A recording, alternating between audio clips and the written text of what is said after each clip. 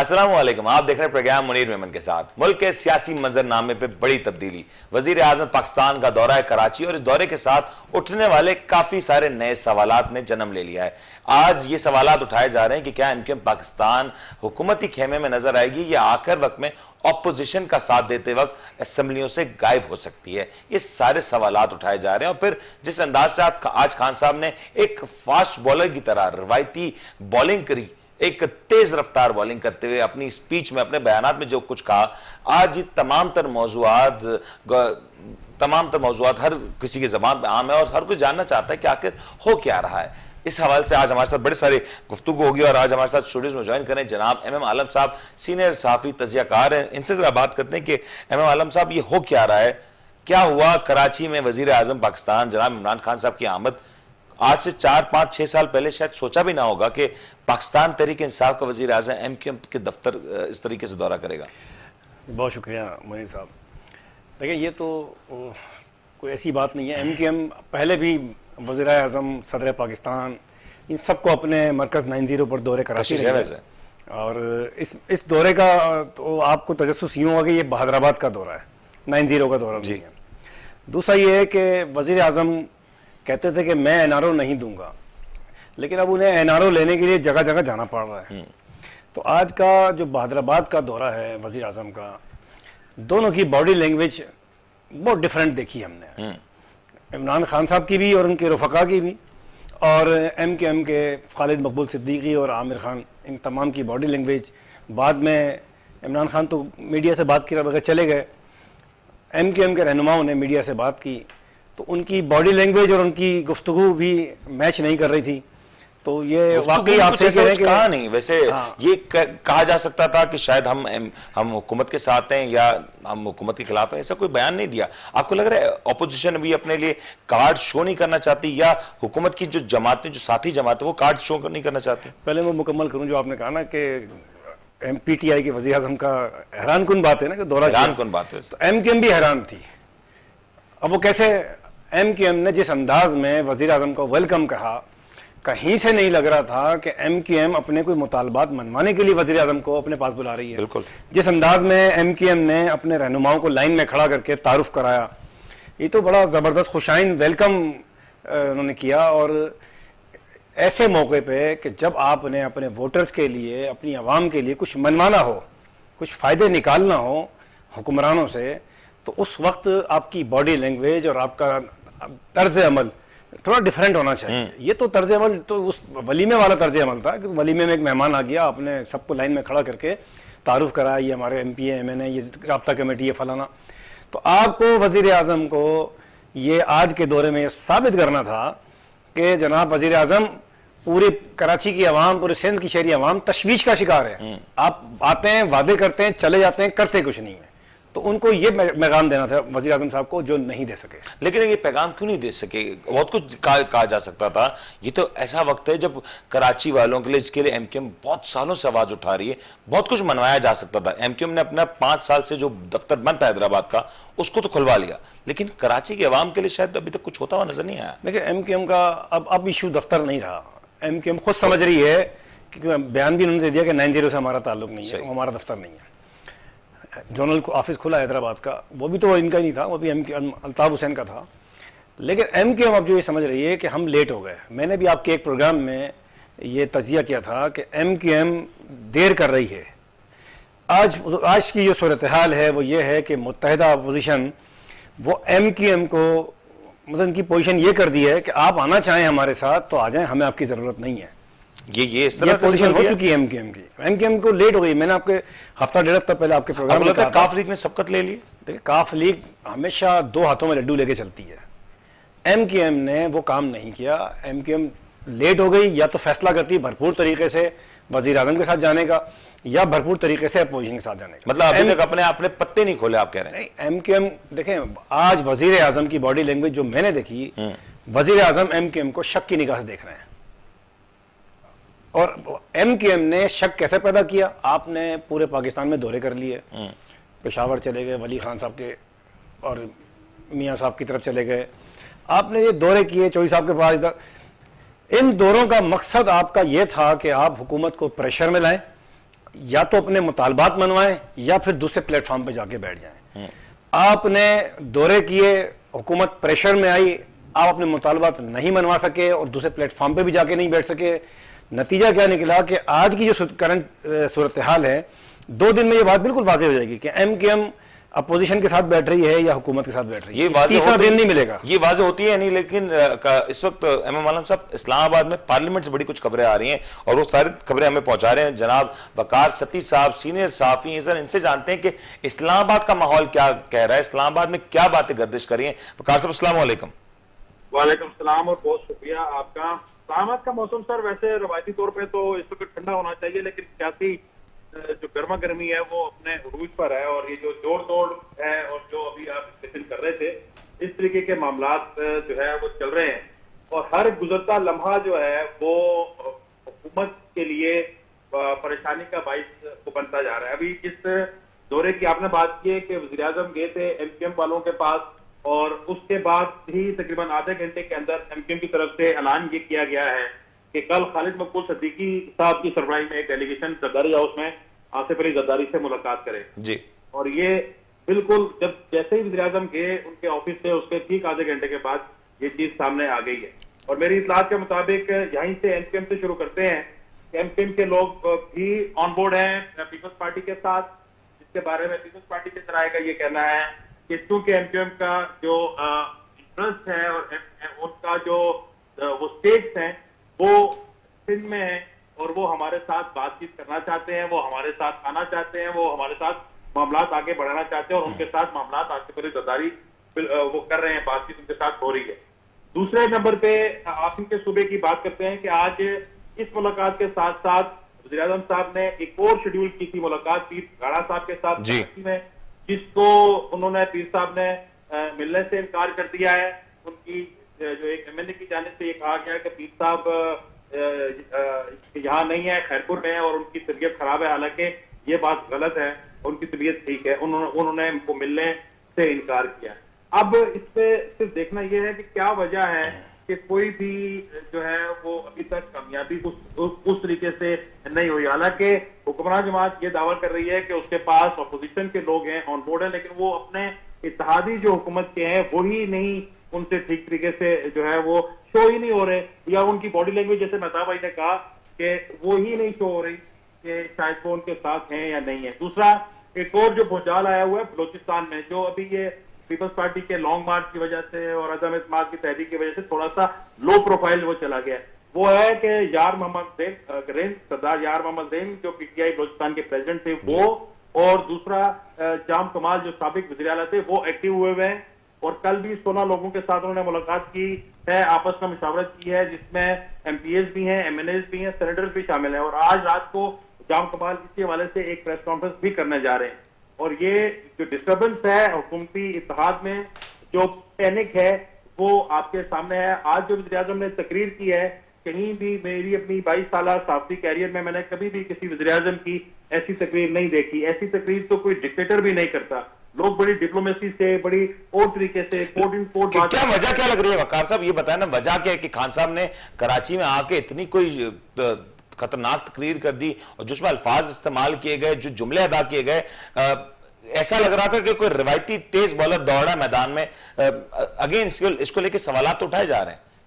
Sir, तेज bowler कौम का hero होता है, तेज बॉलर कौम के लिए जो है वो खेलता है और पाकिस्तान का फ्लैग जो होता है वो उसको अपने सीने के ऊपर लगा के खेलता है। जो ये तकरीर की गई है, किसी भी एंगल से स्टेट्समैन की तकरीर नहीं लग रही थी, किसी भी तरीके से। बेशक कोई भी जमात हो, मुल्क तो ये है और ये वो एक उन्होंने एक ओथ लिया हुआ है, वो हमारे आईनी तौर पर रियासती सरबराह हैं, उनको इस तरीके की बात करनी कि बंदूक के निशाने पर हो, इसका क्या मतलब है? हमारा जो एक अच्छा बुरा जो एक इमेज सारी दुनिया में है वो बना हुआ है, वो आपके सामने है। कल या आज जब हमारे मुखालफीन, हाज़रीन, नाक़दीन पाकिस्तान के इस तकरीर को उसको ट्रांसलेट करके चलाएंगे तो उसका क्या मैसेज आएगा? और इसको भी छोड़ें, कल खुदा ना खास्ता अपोजिशन के किसी लीडर को कुछ हो जाता है, जो हमारे मुल्क का है ना तारीख है, अगर हो जाता है तो उसका जिम्मेदार कौन हो? और यकीन तौर पे ऐसे मौके में जब मुल्क में बहुत सारी ऐसी कुव्वतें सरगर्म हो, जो आलमी ताकतें हैं, बहुत हद तक सरगर्म होती हैं, इस तरह के मौके का फायदा तो उठा सकती हैं। लेकिन वकार साहब ये बताया ना कि आपको क्या नजर आ रहा है, क्या ऑपोजिशन की जमातों का जो एक यूनिटी है, एक ऐसा गैर फितरी इलाके जो कि हम जानते हैं कि पीपल्स पार्टी नून लीग एक दूसरे के साथ ज्यादा अरसा तो नहीं चल सकती, तो क्या ये एक फैक्टर है जो हुकूमत को बचा सकता है? देखिए, ऑपोजिशन जमातों में का जो इत्तेहाद बना है, 10-12 जमातें हैं, सबका अपना अपना अलग अलग नजरिया है, अलग अलग उनकी सोच है। वो एक हर हलके में एक दूसरे के कंपटीटर हैं और एक दूसरे के जो है वो मुकाबला करते हैं। लेकिन एक पॉइंट एजेंडा जो ये मौजूदा हाइब्रिड रजीम के खिलाफ है, उसमें वो बिल्कुल एग्री हैं और उस पर कोई अभाम या झोल या लचक बिल्कुल नहीं है। और वो मिलकर मौजूदा जो वजीर आजम और उनकी हुकूमत है, उनको घर भेजने की मुकम्मल तैयारी कर चुके हैं। उनके पास नंबर्स वो पूरे हैं। 162 जो इन जमातों के पास अपने नंबर्स हैं। इसके अलावा 24 लोग और हैं जो रिटर्न एग्रीमेंट जिनके हो चुके हैं, जिन लोगों ने पीपल्स पार्टी, जेयूआई और मुस्लिम लीग नून के टिकट से इलेक्शन लड़ना है, वो नेक्स्ट टाइम इसमें 16 लोग जो हैं वो मुस्लिम लीग नून के साथ हैं, 6 लोगों ने पीपल्स पार्टी को वो कहा है और 2 लोग जेयूआई के साथ है। 24 वो ये हैं। जबकि अगर बाप पार्टी, एनक्यूएम या बीएमएल वो क्यू में से अगर कोई आता है तो वो इसके अलावा होंगे। और कमो पेश जो भी सियासी यहाँ पे खिलाड़ी हैं या जो सियासत को समझते हैं वफाकी दारुल हुकूमत में, या जो इसके पॉलिटिकल साइंटिस्ट हैं, वो अब ये बरमला कह रहे हैं कि ऑपोजिशन की तादाद 200 से थोड़ा बहुत ऊपर नीचे करके होगी है। कोई 204-5 कह रहा है, कोई 198-99 कह रहा है, लेकिन यह है कि 200 का फिगर अब ऑपोजिशन। ठीक हो गया। वकार, मैं आपकी तरफ आता हूं, जरा मुझे एमएम आलम साहब से इसके ऊपर तज्जिया लेने दें। ये जो मैं वकार से एक बात पूछना चाहता हूं कि कल चौधरी शुजात साहब तशरीफ लाए फजलुर रहमान साहब के घर पे, कहा जा रहा है कि कोई वो बीच का रास्ता निकाल के लाए थे। क्या है कोई आपकी नॉलेज में ऐसा क्या रास्ता निकाल के लाए थे बीच का? बीच का रास्ता कोई नहीं था सर। उसमें मौलाना फजलुर रहमान और आसिफ अली जरदारी साहब ने मियां नवाज शरीफ को कायल किया था कि आपको चौधरी बरादरान के घर जाना चाहिए और अपने मामला ठीक करने चाहिए। वो इनके कहने पे वहां पे गए थे और वहीं पे जाके बात हुई थी कि चौधरी बरादरान अब जाएंगे मॉडल टाउन लाहौर, यानी कि मुस्लिम लीग नून की जो क़यादत है उनके घर जाएंगे ताकि थोड़ा सा और ताल्लुकात वो बेहतरी की तरफ जाएं। दूसरे दिन जब दावत पे जाना था तो मोहन सलाइस ने एक वो फोन किया एंड वो टाइम पे वो मुस्लिम लीग नून को और ये कहा कि हम नहीं आते। फिर जब शहबाज शरीफ ने एहतजाज किया मौलाना फजलुर रहमान और आसिफ अली जरदारी के साथ, तो मौलाना फजलुर रहमान ने चौधरी शुजात को फोन किया। उन्होंने अफसोस का इजहार किया और कहा कि मुझे तो इन चीजों का अंदाजा नहीं था, मुझे पता नहीं था और हम ऐसे लोग नहीं है, मैं माजरत खाऊं। फिर उनके बेटे ने भी माजरत की आसिफ अली जरदारी साहब से और उसके बाद फिर ये मामला थोड़ा सा डाउन हो गया। बाद में 2 दिन पहले जब अलीम खान का फैक्टर वो सामने आया और अलीम खान का एक ग्रुप सामने आया, उसके बाद जो है ना चौधरी शुजात हुसैन जो खुद जिनको तीमारदारी के लिए लाइनें लगी हुई थी, वो खुद व्हील चेयर के ऊपर बैठ के इस्लामाबाद आए और मौलाना फजलुर रहमान के वो घर गए और उन्होंने कहा जी कि हम बातचीत आगे बढ़ाना चाहते हैं। तो मौलाना ने बड़ा वाज़ेह कर दिया कि अब आपकी ट्रेन जो है वो छूट चुकी है, आपने ये किया है। इसके बावजूद क्योंकि पुराने ताल्लुकात हैं, एक नया फार्मूला जो सामने ये आया था कि मौलाना फजलुर रहमान ने ये कहा कि हम ये इससे बात कर सकते हैं कि पंजाब असेंबली में जो आपका स्पीकर है उसके खिलाफ नो कॉन्फिडेंस ना आए और जो वफाक में पीटीआई हुकूमत के साथ काफ लीग के वजीर हैं उनको आइंदा सेटअप में भी कंटिन्यू किया जाए। लेकिन ये तजवीज दी थी और उसके बाद वो शहबाज शरीफ भी आए मौलाना फजलुर रहमान के घर और फिर आज शाम को कुछ देर बाद चौधरी बरादरान वैसे ये बात हैरत ज़दा नहीं करती कि जब कोई खान साहब से मिलता है अगले लम्हे उसकी मुलाकात जरदारी साहब से या मियां साहब से हो जाती है, ये क्या मसला चल रहा है? देखिए ये सियासत है और ये रवायत भी है और ये तारीख भी है, ये रिकॉर्ड का हिस्सा है कि आसिफ अली जरदारी टेबल टॉक का मास्टर है जी। वो बैठ के या कायल हो जाता है या कायल वो कर लेता है। खान साहब का प्रॉब्लम यह है कि खान साहब तो किसी से हाथ तक नहीं मिलाते थे। खान साहब ने अभी हालिया दिनों की बात है, आपको एमएम आलम साहब ये पता होगा कि मुस्लिम लीग काफ के लोगों के बारे में वो ये कहा करते थे और बरमला कहा करते थे मुझे इनकी शक्ल देखनी पसंद नहीं है। आसिफ अली जरदारी के खिलाफ जितना ट्रायल हुआ, जितनी गालम गलोच हुई, जितना कुछ हुआ, कभी उनके बेटे या उनकी पार्टी के किसी बंदे की जुबान से आपने गालम गलोच सुनी? निशाने पे, गोली के निशाने पे होना तो वो एक और बात है। ये लोग तो शिकार तक नहीं करते। भुट्टो फैमिली आपको पता है कि वो शिकार नहीं करती, ना करती है ना खाती है, इसकी भी एक तारीख है। तो वो तो अपनी जो सियासी सूझबूझ से ही वो बात कर रहे हैं और इस वक्त जो भी मूवमेंट हो रही है, आप देख रहे हैं कि आप जरदारी साहब से 1000 दफा इख्तिलाफ करें, आप जरदारी साहब को जितने मर्जी उनके वो नाक़िद हों, आप ये इनकार नहीं कर सकते कि तमाम जो रास्ते हैं अब वहीं से होके गुजर रहे हैं और तमाम नजरें जो हैं उसी तरफ वो लगी हुई हैं। और ये जो लॉन्ग मार्च उन्होंने किया है, इतने रियासती वसाइल इस्तेमाल किए, इतनी रुकावटों के बावजूद इतने लोग यहाँ पर आए और एक गमला तक नहीं टूटा, और उसके बाद जो मकासद थे वो पूरे करते करते करते वो चले गए। अभी 2-4 दिनों की बात है, देखेंगे नो कॉन्फिडेंस जब आएगा तो वो भी पता लग जाएगा दूध का दूध और पानी का पानी कौन कितना है। वो पानी में है, लेकिन खान साहब के एटीट्यूड से ये वाजे लग रहा है कि वो ये गेम हार चुके हैं। और वो बिल्कुल जी इमाम साहब, ये जो फरमा रहे हैं, ये जो वकार की, मैं इस बात को सेकेंड करता हूँ कि आज की खान साहब की जो तकरीर है वही साबित करती है कि उन्हें नजर आ गया, नविश्ता दीवार पढ़ ली उन्होंने, खासकर एमक्यूएम से मिलने के बाद। ये भी तो हो सकता है ना, आज की जो लैंग्वेज बॉडी लैंग्वेज एक बॉडी ये भी कहा जा रहा है, हमारे मीडिया के किया है हल्कों में इस्तेमाल किया जा रहा है कि शायद खान साहब को कहीं से कोई ऐसी उम्मीद आ रही है कि जाएं आप फ्रंट फुट पे खेलें, हम आपके पीछे खड़े, ऐसा कुछ हो रहा है? नहीं, उम्मीद कुछ भी नहीं आ रही है। खान साहब के अपने अंपायर ने भी उनको रिपोर्ट दे दी है कि तुम्हारे 35-36 बंदे जा चुके हैं उधर, ये उनके अपने अंपायर ने उनको रिपोर्ट दी है। दूसरी बात यह है कि जो आज लैंग्वेज इस्तेमाल हुई है अफसोसनाक है। जैसे वकार ने नक्शा खींचा सियासी रहनुमाओं का, ये बिल्कुल दुरुस्त है। कभी हमने गैर महज़िब गुफ्तगू ना जरदारी साहब के मुंह से सुनी, ना शहबाज शरीफ, ना मौलाना के मुंह से सुनी। आज जो इस तरह की जो मतलब कहीं से नहीं लगा, प्राइम मिनिस्टर की लैंग्वेज नहीं लगती, गली के लड़के की। अच्छा, ये बात हमें कल एहसास हो गया था कि आज जो प्राइम मिनिस्टर गवर्नर हाउस में गुफ्तगू करेंगे वो क्या करेंगे। आज की गुफ्तगू का अंदाजा कल यूं हो गया था कि कल जब अपोजिशन की बैठक हुई, उस बैठक में वाज़े हो गया था कि सूरत हाल कहां जा रही है। जो वकार ने नक्शा बड़ा जबरदस्त खींचा पाकिस्तान का। मैं साहब, मुझे एक ब्रेक पे जाना है और वकार साहब आपने वक्त दिया, आपके वक्त का बहुत बहुत शुक्रिया। ब्रेक पे जाते हैं, ब्रेक से जब लौटेंगे तो मजीद कुछ लोग हमारे साथ जुड़ेंगे, गुफ्तगू को यहीं से आगे बढ़ाते हैं।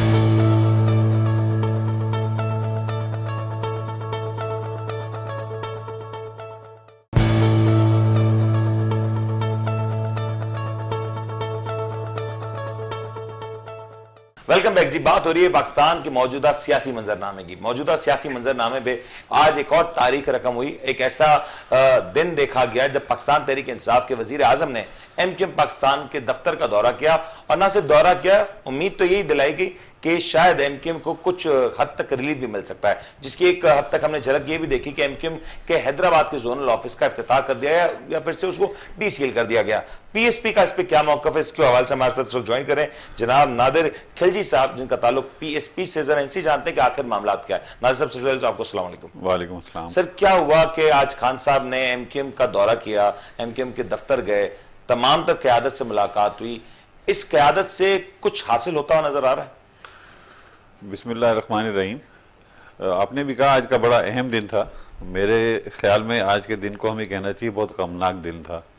क्यों गमनाक दिन था? इसलिए कि सियासत हमारे यहाँ जो है ना टोटल की टोटल बेअसूली की सियासत हो गई है, शॉर्ट टर्म की सियासत हो गई है, हुक्मरानी को कायम रखने की सियासत हो गई है। असूल पसंदी, कौम का मफाद, गरीब का मफाद, अवाम का मफाद, ये हमें दूर दूर तक नजर नहीं आ रहा। यही एमक्यूएम थी जिसको हमारे इमरान खान साहब क्या क्या नहीं कहते थे, क्या चीज इन्होंने। वो वाली एमक्यूएम नहीं थी, वो दूसरी एमक्यूएम थी। हाँ, वो दूसरी एमक्यूएम थी। जब इनका मफाद आ जाए तो एमक्यूएम बदल गई, जब इनका मफाद कुछ किसी और चीज में था तो एमक्यूएम कुछ और थी। लेकिन मैं ये आपसे कहूंगा कि ये देखें, ये सिर्फ लालच देना, मिनिस्ट्रियां देना, लोगों को मराद देना, ये सब चीजें जो है, इससे अवाम को क्या फायदा है? हुक्मरानी जब आप लेते हैं तो आप अवाम के लिए लेते हैं, ये अवाम की अमानत है, ये आपकी कोई जाती जागीर नहीं है, आपके किसी को आपका कारोबार नहीं है, ये अवाम की अमानत है। आपने अवाम को क्या डिलीवर किया, या एमक्यूएम ने क्या डिलीवर किया? या आज की जो एमक्यूएम है, जिनको ये कहते हैं कि ये वो एमक्यूएम नहीं थी, ये वो एमक्यूएम नहीं है, ये आज क्या कर रहे हैं? आज भी बात क्या कर रहे हैं? हथियार उठाओ, उसके बाद कहते हैं जी कलम का हथियार उठाओ। ये लोगों को कहां से कहां मतलब पगडंडियां घुमा रहे हैं, भूल-भुलैया घुमा रहे हैं, क्या कर रहे हैं ये लोग? असूल की सियासत करें, सीधी सीधी बात करें, सीधी सियासत करें। उसूल की सियासत की आप बात करें, एमक्यूएम ने वजीर आजम से मुलाकात की, फिर कुछ ही देर बाद ये ऐलान सामने आ रहा है कि वो कल आसिफ अली जरदारी साहब से मुलाकात करने जा रहे हैं। ये कहाँ का उसूल होगा, या क्या इसके पीछे क्या मौकफ हो सकता है? इससे पहले उन्होंने, आपने देखा कि किससे मौलाना फजलुर रहमान से मिल रहे हैं, पीपल्स पार्टी से मिल रहे हैं, काफ लीग से मिल रहे हैं। कौन छोड़ा कौन है इन्होंने? किसी को नहीं छोड़ा। मुलाकातें तो फितरी अमल नहीं, मुलाकातें करना, देखें मुलाकात आप किस वजह से कर रहे हैं? हुक्मरानों हुकूमत की तोड़जोड़ के लिए आप कर रहे हैं। इसका मतलब मैंने आपसे पहले कहा ना, असूल तो है ही नहीं ना कहीं पे। असूल जहां पे होता है वहां पे अवाम का मफाद होता है, असूल जहां पे होता है वहां कौम का मफाद होता है, असूल जहां पे होता है वहां पे लॉन्ग टर्म चीज देखी जाती है। ये सब चीजें शॉर्ट टर्म है। 4 साल 5 साल और बस उसके बाद फिर नया दौर आएगा, फिर देखेंगे क्या करना है। आज की अभी तो ये 5 मुलाकात साल से संभालो। क्या एमक्यूएम कुछ बड़ा हासिल करना चाहती तो कर सकती थी, और क्या हासिल हो सकता था? सबसे बढ़ के जो हासिल करना चाहिए था, उनको कराची के रहने वालों के लिए पानी मांगना चाहिए था। यहाँ टैंकरों में पानी मिल रहा है, यहाँ पे पाइपलाइनों में पाइपों में पानी नहीं आ रहा, ये मांगना चाहिए था, ये हासिल करना चाहिए था। उनको यहाँ से सड़कें मांगनी चाहिए थी, सड़कें हासिल करनी चाहिए थी। हमारा साइट एरिया पूरे पाकिस्तान को चलाता है, हमारा कोरंगी इंडस्ट्रियल एरिया पूरे पाकिस्तान को चलाता है। यार इन लोगों को आप सड़क नहीं दे सकते, इनको आप पानी नहीं दे सकते। मैंने जिंदगी में गारमेंट का काम किया, टेक्सटाइल का काम किया, मैं जानता हूं कि गारमेंट फैक्ट्री को, टेक्सटाइल इंडस्ट्री को पानी की कितनी जरूरत होती है। आप इधर से मकीनों का पानी उठाते हैं, इंडस्ट्री को बेचते हैं, उनका पानी उठाते हैं, टैंकरों में बेचते हैं। जो पाउडर का काम करते हैं तो उन्होंने व्हाइट कॉलर काम समझ लिया, टैंकर का काम करना, वो अपनी बिल्डिंगें बना रहे हैं, डिफेंस में कोठियां खरीद रहे हैं। यार ये कौन सा मुल्क है जहां पे पानी बिक रहा है? इससे बड़ा जुल्म को हो सकता है आपके ख्याल में किसी इंसान के साथ, किसी गरीब इंसान के साथ? जो लेबर है वो बेचारा 2000-3000 का खारे पानी का टैंकर खरीद रहा है आज के दौर में, खारे पानी का टैंकर। हमारी माएं बहनें जो कि जिसको हम कुल्ली करने के लिए क्या मतलब हम पानी जो खारा पानी इस्तेमाल नहीं करते, वो अपने घरों में दिन रात वो पानी इस्तेमाल कर रही हैं हमारी माएं बहनें। क्यों? ये इन लोगों को नजर नहीं आ रहा। जो कराची के ठेकेदार बनते हैं, जो कराची के मालिक बनते हैं, जो कराची को कहते हैं कि जी हमारा कराची, आपको मराद लेने के बजाय आपको अपनी अवाम का सोचना चाहिए। अवाम को मराद दे। इन्होंने क्या दिया पिछले 40 साल में? 40 साल हो गए ना एमक्यूएम को बने हुए, क्या दिया इन्होंने? ये कोटा सिस्टम पे आए थे, कोटा सिस्टम वहीं का वहीं है। आज पूरी तरीके से आप कह रहे हैं कि एक बड़े फ्रेमवर्क पे काम हो सकता था, एक अपॉर्चुनिटी थी एमक्यूएम के पास, एक अपॉर्चुनिटी थी अवाम के लिए। आप अवाम के लिए मांगना सीखो, खुदा के लिए अवाम के लिए मांगना सीखो। सब क्या कहेंगे, क्योंकि नादिर साहब ने तो बुरा कर रहे हैं, बिल्कुल दुरुस्त कर। देखें एमक्यूएम की अपनी समझ में नहीं आ रहा कि इस वक्त हम करें क्या, क्योंकि एमक्यूएम के पास अभी कोई ऐसा पाए का लीडर मौजूद नहीं है जो इस मुश्किल सूरत हाल से उनको निकाले और इस मुश्किल सूरत हाल में दुरुस्त फैसले करने की तरफ लेके जाए। आपने कहा कि क्या हासिल किया जा सकता था वज़ीर आज़म के आने से। मैंने आपको शुरू में कहा कि वज़ीर आज़म का जो इस्तकबाल इन्होंने किया, वो इस्तकबाल ऐसा था कि आप उनसे कुछ मांग नहीं सकते थे, और फिर बाद में आप बयान भी मांगना चाहते ही ना हो। नहीं, बयान दिया उन्होंने, क्या पता हमने कोई शिकायत नहीं की है। अरे तो तुम्हारे से मुलाकात करने क्यों आए? तुम्हारी क्या हैसियत है? तुम्हारी हैसियत यह है कि तुम अवामी नुमाइंदे हो। अगर तुम अवामी में नुमाइंदे हो और अवाम की बात नहीं करो वजीर आजम से, तो फिर अवामी नुमाइंदगी का हक नहीं रखते आप। लेकिन एक पहलू यह है ना इमाम आलम साहब के, उन्होंने समझा कि मुतालबा करना इस वक्त फायदेमंद नहीं, सूदमंद नहीं है। शायद हुकूमत के पास इतना वक्त ही नहीं, शायद उनके दिमाग में चल रही हो, क्योंकि जरदारी साहब से जो मीटिंग का डिसाइड हुआ है वो ऐसा नहीं है कि वजीर आजम के जाने के बाद फोन आ गया हो जरदारी साहब का मेरे पास भी आ जाओ। ये पहले से डिसाइड होगा। एन मुमकिन है कि वहां से कुछ उनको ग्रीन सिग्नल मिला है और फिर उन्होंने वजीर आजम से कोई खास बात ही नहीं की। लेकिन पीपल्स पार्टी के साथ जो एमक्यूएम का माजी रहा है, हम सब जानते हैं कि किस तरीके से माजी में मुताद्दिद दफा हुकूमतों में शामिल होने का और हुकूमतों से निकलने का एक मामला रहा है एमक्यूएम का। तो अब क्या फिर ऐसा होता हुआ नजर है कि एमक्यूएम पीपल्स पार्टी के साथ शाना बशाना? मेरी जाती राय यह है, और मैं आपके प्रोग्राम में भी इस बात का कई बार इजहार कर चुका हूँ, कि एमक्यूएम को पीपल्स पार्टी के साथ बैठना चाहिए, पीपल्स पार्टी के साथ बात करनी चाहिए, क्योंकि सूबा पीपल्स पार्टी के पास है। 18वीं तरमीम है। अगर आपने कराची की सड़कें बनानी है, कराची में पानी का मसला हल करना है, वफाक नहीं कर सकता। खिलजी साहब जो कह रहे हैं वफाक नहीं कर सकता। इमरान खान आपको पानी नहीं दे सकता, इमरान खान आपको सड़कें नहीं दे सकता। 18वीं तरमीम है, आपको अल्टीमेटली सूबे के साथ बैठ के ये सारे मसाइल हल करने। मतलब आप कह रहे हैं अगर एमक्यूएम फेडरल की सियासत छोड़ के सूबे की सियासत तक 18वीं तरमीम आ चुकी है ना, अब आपको सूबे में रहना पड़ेगा। आपके पास ना इतनी सीटें हैं कि आप कुछ कर सकें। फिर आपके ऊपर एक प्रेशर भी है अंपायर का, वो जो इमरान खान साहब का अंपायर है वो आपको भी प्रेशर में रखते हैं। आप 3 साल से आपको लॉलीपॉप दिया जा रहा है, एक मुतालबा आपका नहीं माना गया। आज भी इमरान खान साहब गवर्नर हाउस में तकरीर करते हुए बोल रहे हैं कि कराची के लिए हम वो ला रहे हैं जो आज से पहले कोई नहीं लाया। 3 साल 3.5 साल में आप नहीं लाए तो अगले 1 साल में क्या ले आएंगे? और अगला 1 साल तो दूर की बात है, आपका तो 15-20 दिन की कहानी लग रही है आपकी, जो सूरत हाल बन चुकी है। तो शायद एमक्यूएम ने इसीलिए कोई मुतालबा ही नहीं रखा। ये भी मुमकिन है, ये एन मुमकिन है। लेकिन इस वक्त अली राशिद साहब पाकिस्तान पीपल्स पार्टी से हमें ज्वाइन करें, इनसे जरा जानते हैं कि आखिर मामलात क्या है। एमक्यूएम ने ठीक वजीर आजम से मिलने के बाद जरदारी साहब से मिलने की के हवाले से एक ऐलान किया, इस ऐलान के पीछे क्या मामला था? अली साहब अस्सलाम वालेकुम। वालेकुम सलाम। अली साहब जरा बताएं ना कि आज का जो दौरा रहा वजीर आजम पाकिस्तान का कराची का, और फिर जो गुफ्तगू की उन्होंने आसिफ अली जरदारी के हवाले से, पाकिस्तान पीपल्स पार्टी उसको किस अंदाज से देख रही है? देखिए, पहले तो हम बहुत इस चीज को खुशाइन कहते हैं कि खान साहब को कराची तो याद आया, कराची की पार्टीज याद आई, और शायद ये भी याद आया कि कराची में उनका मैंडेट है। अपनी रात की वजह से, अपनी सीट बचाने की वजह से, अपनी हुकूमत बचाने की वजह से, कराची के शहरियों के लिए नहीं, मगर अपने मकसद पे आए, मगर चले आए तो सही। और ये वही इनके इत्तेहादी हैं जो इनको ये 11 अरब का कराची का पैकेज प्रॉमिस कर चुके थे, फिर बैक ऑफ किया। और ये वही इत्तेहादी हैं जिनसे इन्होंने कराची के लिए काम के लिए बहुत बहादुर और दावे बहुत किए थे, मगर एमक्यूएम को इन्होंने कुछ दिया नहीं। मगर पहली दफा ये एमक्यूएम के दर पे, उनके ऑफिस पे चल के गए, वो भी कुछ मांगने के लिए, जबकि एक प्राइम मिनिस्टर ऑफ पाकिस्तान होते हुए इनको कराची के शहरियों और अपनी इत्तेहादी पार्टी को चीजें देनी चाहिए, मगर पहली दफा गए और वो भी मांगने, और वो साथ और सपोर्ट। और ये शो करता है कितना पैनिक है और कितना ये शख्स जिंदगी में कभी नहीं गया अपने इत्तेहादी, जब उनको कोलिशन में लाना था जब नहीं गया। आज वो पहली दफा उठ के कराची आया और हैदराबाद गए, जस्ट ये बड़ा इंपॉर्टेंट है कि कराची आना और फिर एमक्यूएम के मरकज आना, और वो एमक्यूएम के मरकज जिसके हवाले से खान साहब माजी में एक भरपूर राय रखते थे। लेकिन नादिर साहब, ये जो तमाम सूरत हाल है, एमक्यूएम का मौकफ अपनी जगह, लेकिन पीएसपी इसको किस अंदाज से देख रही है? अगेन यहाँ नंबर गेम तो इंपॉर्टेंट है, लेकिन आने वाले इलेक्शंस भी है ना, इसके साथ जुड़ते हुए नजर आ रहे हैं। देखिए, इलेक्शन जो है, मैंने आपसे कहा ना, जैसे कि हमारे यहाँ सोचा जाता है सिर्फ 4 साल 5 साल के लिए, उसके बाद का नहीं सोचा जाता। इलेक्शन के लिए सोचते हैं। 1100 अरब रुपए का पैकेज दिया उन्होंने, बातें करी। जिस दिन इन्होंने 1100 अरब रुपए का पैकेज दिया था, उसके वेरी नेक्स्ट डे मुस्तफा कमाल भाई ने बोला था कि ये 1100 अरब रुपए में से 11 रुपए भी नहीं आएंगे। किस बेस पे बोला था?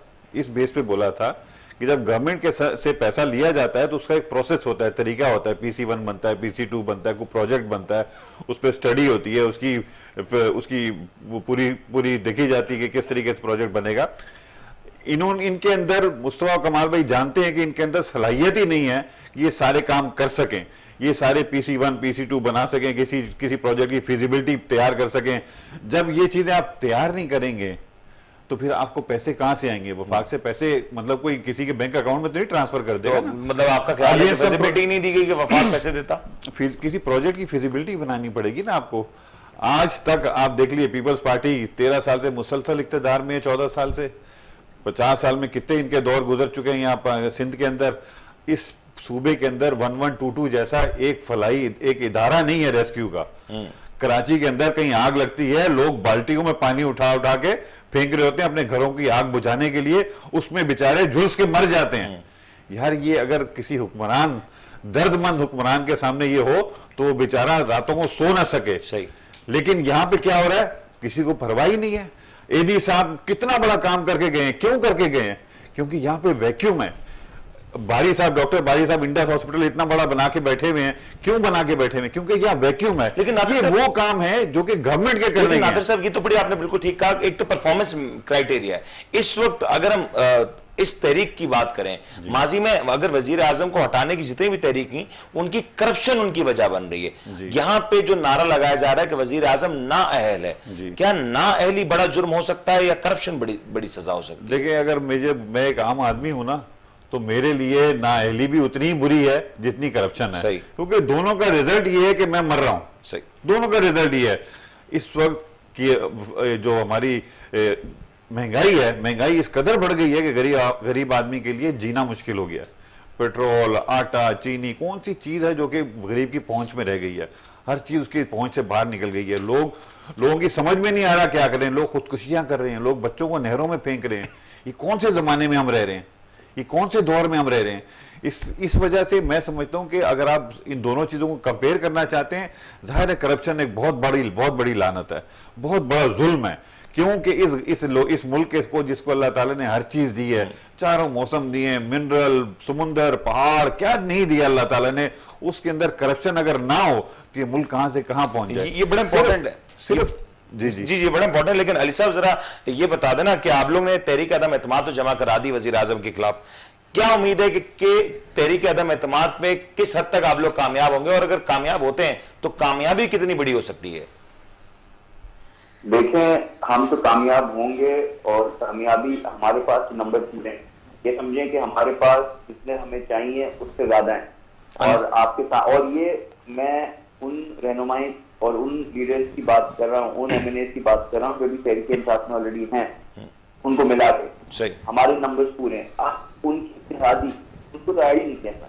अब उनके इत्तेहादी, जैसे आपको पता चला कि एमपीएम है, वो भी कल उनकी मीटिंग हो रही है पीपल्स पार्टी से, तो वो भी इस तरफ देख रहे हैं, वो भी इस तरफ चीजें मामला चल रहे हैं, तो वो तो हम बहुत कॉन्फिडेंट हैं। हम इनके नो कॉन्फिडेंस पे हम बहुत कॉन्फिडेंट हैं कि वोट ऑफ नो कॉन्फिडेंस का हो जाएगा। आपको लग रहा है कि एमक्यूएम आपके साथ शामिल हो जाएगी और बहुत जल्द शामिल हो जाएगी? देखिए, अगर नहीं भी हो तो वी आर स्टिल कॉन्फिडेंट, हमारे नंबर पूरे। अगर वो होती है हमारे साथ तो 100 बिस्मिल्लाह आ जाए, गिरती की दीवार को एक धक्का। और अगर एमक्यूएम आती है तो क्या मतलब, उसको एमक्यूएम को कहीं ना कहीं आपको कोई फेवर तो देना होगा ना? क्या फेवर हो सकता है एमक्यूएम के लिए मुमकिन तौर पे? जी, एमक्यूएम तो अब एमक्यूएम से जब डिस्कशन होगा वो तो एमक्यूएम बताएगी उनके क्या, उनको क्या क्या चीजें चाहिए। I think prime minister of Pakistan होते हुए उन्होंने जो वादे एमक्यूएम से किए थे वो वफा नहीं किए। और एमक्यूएम से क्या, कराची के अवाम से किए ना वो, कि जी वो अपना जो इनके फंड हैं, काम है, कुछ जीरो बटर जीरो, कुछ नहीं किया, ना पैकेज दिया।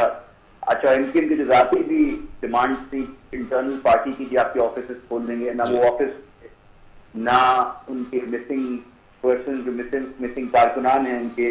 लेकिन अली साहब, एमक्यूएम के तो आपसे भी बड़े सारे मुतालबात रहे हैं, क्या वो हल हो जाएंगे इस मुलाकात के बाद?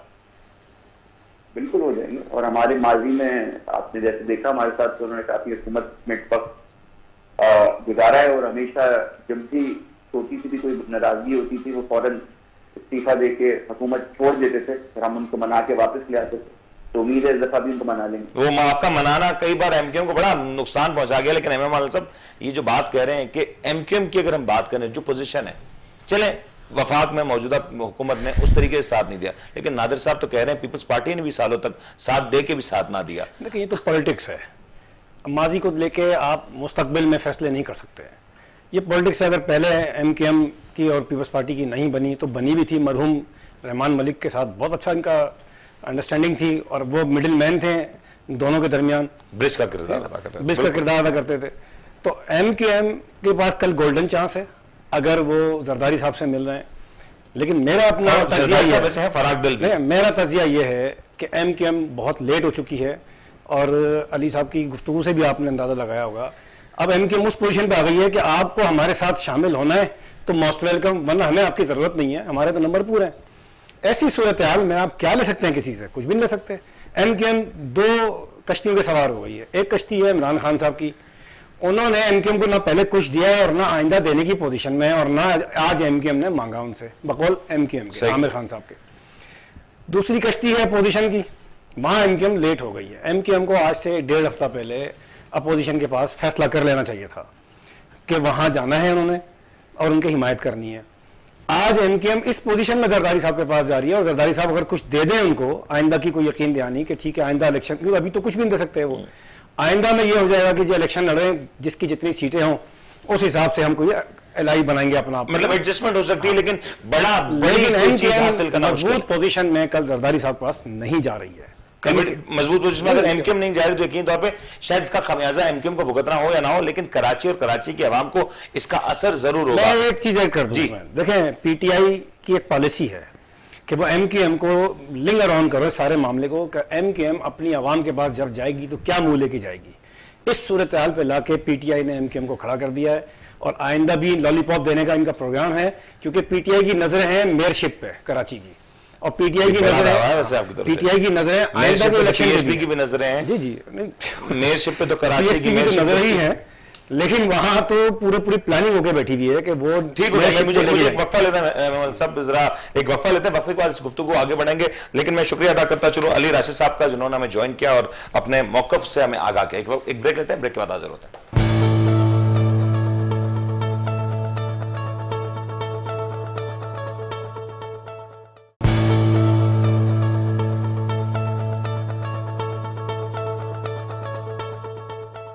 वेलकम बैक जी। अभी बात हो रही है सियासी मंजरनामे की। एक तरफ एमकेएम पाकिस्तान मौजूद है, एक तरफ काफ लीग मौजूद है, यानी कि हुकूमत की वो तमाम तर साथी जमातें जिसने हुकूमत का साथ देने का अज़म किया था। ये वो जमातें हैं जिसने हुकूमत का साथ देने का अज़म उस वक्त किया था जब हुकूमत ने हुकूमत कायम करनी थी, लेकिन उस वक्त भी खान साहब ने इस तरह से मुलाकातें नहीं की थी, इस तरीके से दौरे नहीं किए थे। लेकिन आज जब अदम एतमाद की तहरीक जोर पकड़ती जा रही है तो खान साहब ने भी इन तमाम तर जमातों से राब्ते बहाल कर दिए हैं। ये वही मरहला है जब ये कहा जा सकता है कि हुकूमत के लिए अपने इस सियासी मरहले का सबसे मुश्किल चैलेंज ये साबित हो सकता है और शायद हुकूमत इस तमाम तर सूरत हाल के बाद अपने आप को एक मुश्किल सूरत हाल में भी डाल दे। इसमें आगे क्या होगा और क्या कुछ इसमें पॉसिबिलिटीज हैं, इसके ऊपर जरा बात करते हैं। नादिर साहब, आपने देख लिया तमाम तर सूरत हाल अब आपके सामने है।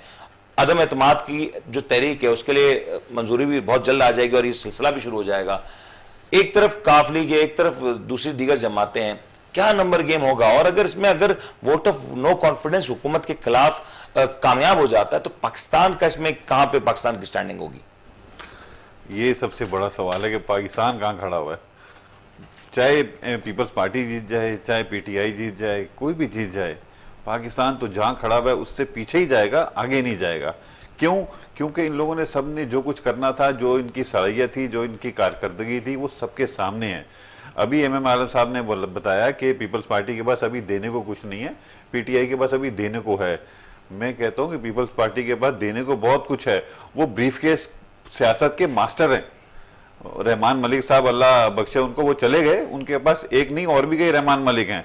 वो ये काम तो कर सकते हैं, इनके लिए कोई मसला नहीं है। और यहाँ जहाँ पे बिकने वाला होता है वहाँ खरीदने वाला भी होता है। उस ब्रीफकेस में क्या होता है? उस ब्रीफकेस में फिर वो भरा हुआ ब्रीफकेस होता है, वही होता है जो रहमान मलिक साहब पास था। हाँ, और वो भरा हुआ ब्रीफकेस होता है और वो ब्रीफकेस 11 दफा एमक्यूएम जा चुका है। 11 दफा एमक्यूएम हुकूमतों का हिस्सा रह चुकी है। कराची की अवाम को इस एमक्यूएम ने 11 दफा हुकूमत का हिस्सा रहने के बाद क्या दिया? लेकिन ये सवाल तो अगेन ये भी तो बनता है ना कि अगर इस वक्त एमक्यूएम पीपल्स पार्टी की हिमायत कर देती है तो फिर वो अपनी सियासत में अपनी आवाम को क्या मंशूर देगी, क्या अपनी आवाम को नारा देगी? वही माजिर नारा, लोगों को बेवकूफ बनाने के लिए कौमियत का नारा देंगे। और क्या देना इन्होंने? पिछले 40 साल में क्या दिया इन्होंने? मुस्तफा कमाल भाई ये बात कह के थक गए हैं कि देखो अल्लाह ताला का सबसे बड़ी चीज अल्लाह क्या हुक्म है, सबसे बड़ी रहनुमाई अल्लाह ताला के हुक्म की रहनुमाई है। वो मुसलमानों को कौमियत के नाम पे तोड़ने के खिलाफ है, असबियत के नाम पे आप सियासत करते हैं, ये अल्लाह के हुक्म के खिलाफ है। सबसे पहली बात, सबसे पहली हमारी रहनुमाई यहाँ पे आती है कौमियत। दूसरी बात यह कि कौमियत के नाम पे आप कराची शहर में आप सियासत कर रहे हैं। यहाँ पे तो लाखों की तादाद में पख्तून रहते हैं, लाखों की तादाद में सिंधी रहते हैं, सराइकी रहते हैं, कश्मीरी रहते हैं। आप उनको क्या करेंगे? आप उनको सबको क्या छोड़ देंगे? सिर्फ आप महाजिर कौम को लेके चलेंगे तो आप महाजिर कौम का क्या भला कर रहे हैं? आप असल में आप एमक्यूएम महाजिर सियासत कर रही है, लेकिन महाजिर कौम का क्या भला कर रही है? वो कहते हैं कि जी हम महाजिरों की भलाई के लिए कर रहे हैं, महाजिरों के तहफ्फुज़ के लिए कर रहे हैं महाजिर, लेकिन वो असल में महाजिरों का भला नहीं कर रहे, बल्कि वो अपना भला कर रहे हैं। महाजिर कौम को नुकसान पहुंचा रहे हैं, महाजिर कौम को वो चोट पहुंचा रहे हैं। क्यों? इस वक्त एमक्यूएम सुराबकोट जा सकती है? नहीं जा सकती। एमक्यूएम क्या कस्बा जा सकती है? नहीं जा सकती। एमक्यूएम लांडी जा सकती है? नहीं जा सकती। क्यों नहीं जा सकती? क्योंकि उन्होंने अपने लिए खुद बैरियर्स लगा दिए। जब इतने बैरियर्स लगा देंगे, मलीर में आप नहीं जा सकते। 7 डिस्ट्रिक्ट बन गए कराची के, 233 यूसीज बन गई हैं इसकी, जो 209 यूसीज थी। वो क्यों? वो किस तरीके से पीपल्स पार्टी वाले क्या इन चीजों को नहीं जानते? वो तो कई सालों से ये हिसाब लगा के बैठे हैं कि आप कौमियत की सियासत कर रहे हैं, आपको किस तरह से काटना है। एक सुराबकोट की एक यूसी को उन्होंने 8 यूसीओं में काट दिया, एक यूसी को किस तरीके से काट दिया। लेकिन ये पीपल्स पार्टी ने किया ना। पीपल्स पार्टी ने किया। अगर अगेन सवाल तो ये, अगर ये सारे सूरत हाल के बाद अगर एमक्यूएम पाकिस्तान फिर पीपल्स पार्टी का रुख करती है तो फिर एमक्यूएम कहां पे खड़ी होती है? लेकिन हमारे साथ इस वक्त ज्वाइन कर रहे हैं जनाब एच खानजादा साहब, साबिक सेक्रेटरी कराची प्रेस क्लब। जरा इनसे गुफ्तगू करते हैं कि ये क्या कुछ हो रहा है। खानजादा साहब अस्सलाम वालेकुम। जनाब वालेकुम अस्सलाम। खानजादा साहब ये क्या हो रहा है सियासत के मंजरनामे पे? खान साहब कराची आते हैं, मुलाकातें करते हैं, कुछ हो जाती हैं, कुछ नहीं हो पाती। क्या आप अंदरूनी कहानी क्या इसके पीछे की? और सब देखिए, खान साहब का कराची आना जो है वो कराची के लिए नहीं है, वो अपने मफाद के लिए आएंगे।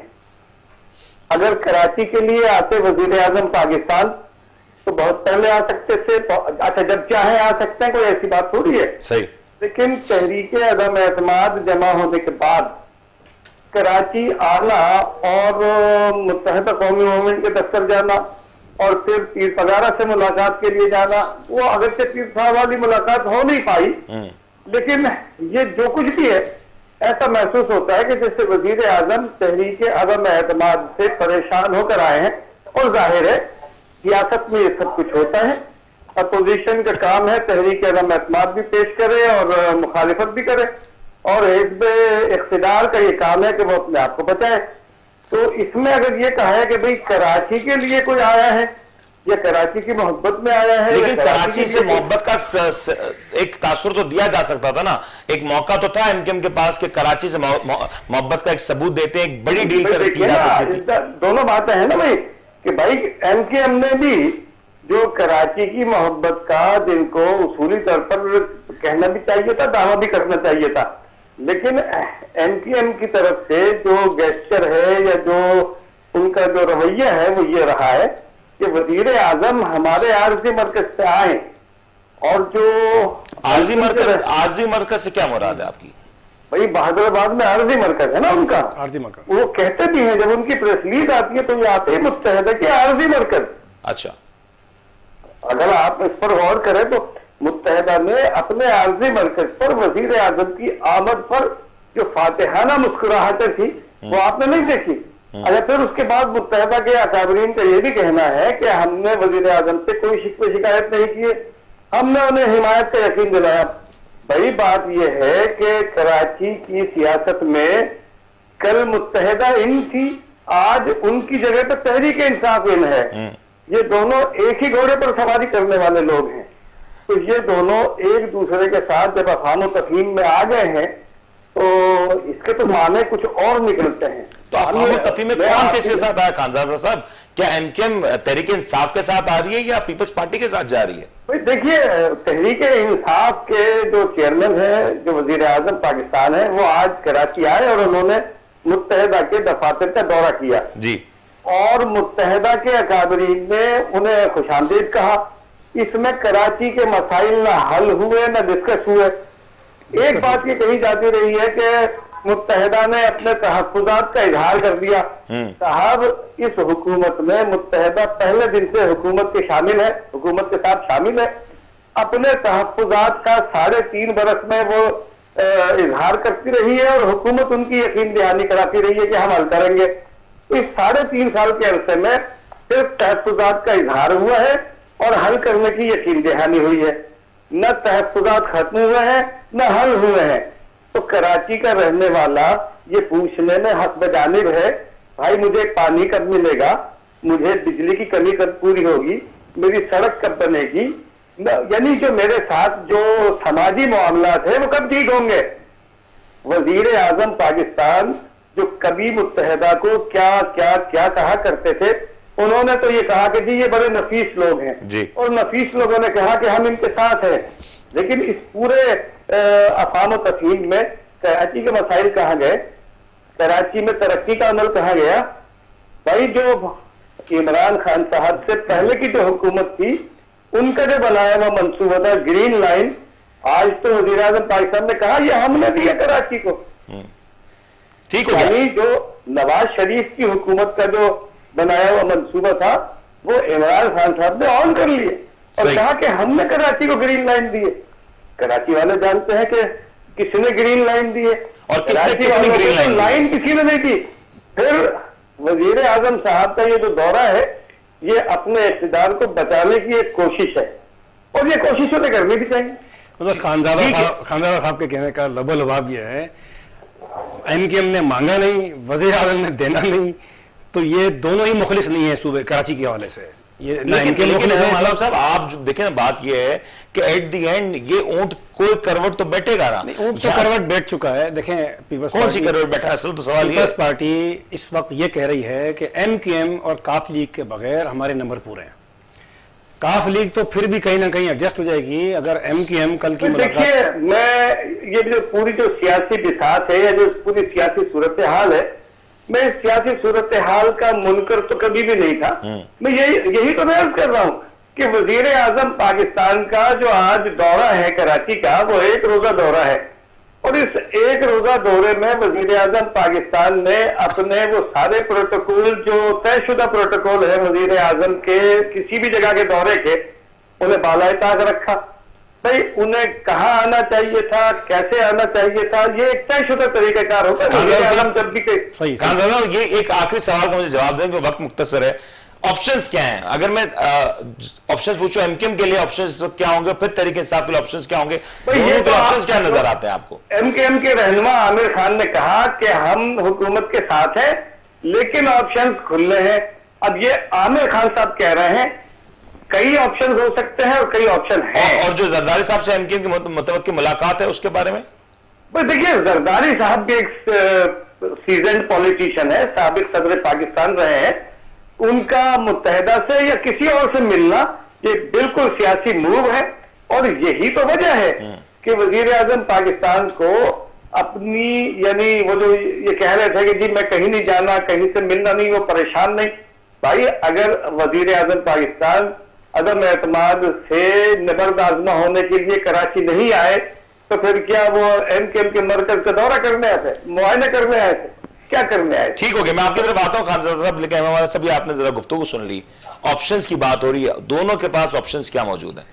देखिए, जरदारी साहब तो वो खिलाड़ी मशहूर हैं, वो कोई ना कोई कल गेम कर लेंगे अगर एमकेएम एग्री हुई। देखिए एमकेएम में फिर एग्री करना कितना मुश्किल एमकेएम के होगा? पास इस वक्त सिर्फ एक ही ऑप्शन है उनकी आगे की बका के लिए कि वो जाएं पीपल्स पार्टी के साथ बात करें, गोल्डन चांस है कल जरदारी साहब से दोस्ती करने का।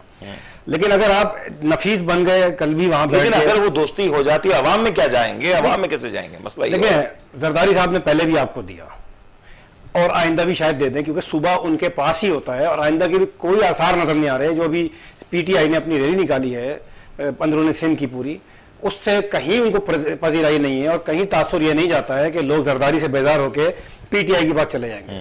तो आगे की इलेक्शन भी यही नजर आ रहा है कि पीपल्स पार्टी सिंध में हुकूमत बनाएगी, और अगर आप सिंध में हुकूमत के अंदर शामिल हो जाते हैं माजी की तरह, और पहले आपको प्रेशर होता था ऊपर से हुकूमत से बाहर आने के लिए, अब वो प्रेशर नहीं होगा आपके पास। ठीक हो, तो अब आप हो सकता है कि पीपल्स पार्टी के साथ प्रोलॉन्ग हो और शायद सूबे के मसाइल हल करने का। सेम सवाल नादिर साहब, फाइनल कमेंट दे दें कि ऑप्शंस क्या नजर आ रहे हैं और इन ऑप्शंस के बाद पीएसपी का क्या एक मौकफ होगा, क्योंकि चाहे इस वक्त पीएसपी पार्लियामेंट में तो मौजूद नहीं है, लेकिन एक अददी कुव्वत, एक स्ट्रीट पावर और एक सपोर्ट इस वक्त अगर पीएसपी किसी भी तरफ देती है तो उसका एक असर जरूर होगा ग्राउंड पे। आपकी बात सही है, पीएसपी एक अवामी पजीराई उसके साथ है। बेशक सीटें इस वक्त नहीं है, इंशाल्लाह आगे आ जाएंगी, लेकिन ऑप्शंस का जहां तक आप बोलते हैं ना, ऑप्शंस तो इनके पास पहले दिन से बहुत अच्छे ऑप्शंस थे। ये हुकूमत बहुत ही नाजुक और बहुत ही थोड़े से वोटों के ऊपर खड़ी हुई हुकूमत है पीटीआई की।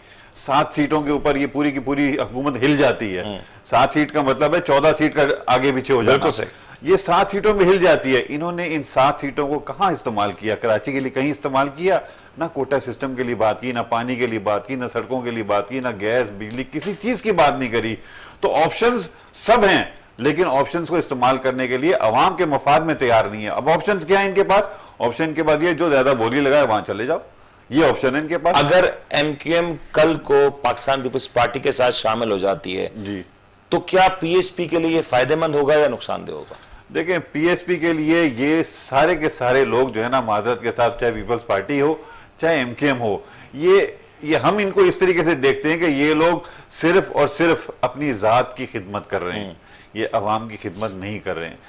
ये सियासत जो है ना, मैं आपसे एक चीज छोटी, पीएसपी अपना वजन किधर डालेगी? अगर सवाल पीएसपी से हो, पीएसपी की क़यादत से हो, मुस्तफा कमाल से हो कि वो अपना वजन इस वक्त किस तरह डालेंगे? अपना वजन अपने असूलों पर डालेगी, अवाम के साथ डालेगी।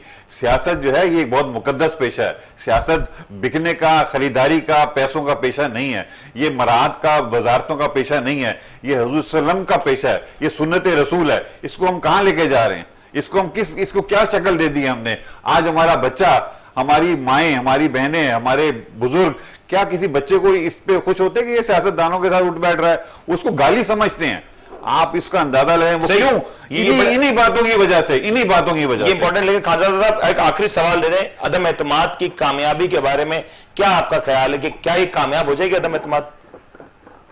भाई देखिए, सियासत जो है वो तो ये कहा कि हमारे ये दोस्त कह रहे थे कि ये एक पेशा है। मेरा ख्याल है सियासत पेशा नहीं है कोई। सियासत अगर कोई लोगों की खिदमत के लिए कर रहा है तब तो ये एक अच्छा काम है, और अगर अपनी पेट पूजा और अपनी खिदमत के लिए कर रहा है तो ये कोई अच्छा काम नहीं है। सियासतदानों का और गैर सियासतदानों का रवैया कोई बहुत ज्यादा मुख्तलिफ नहीं रहा है।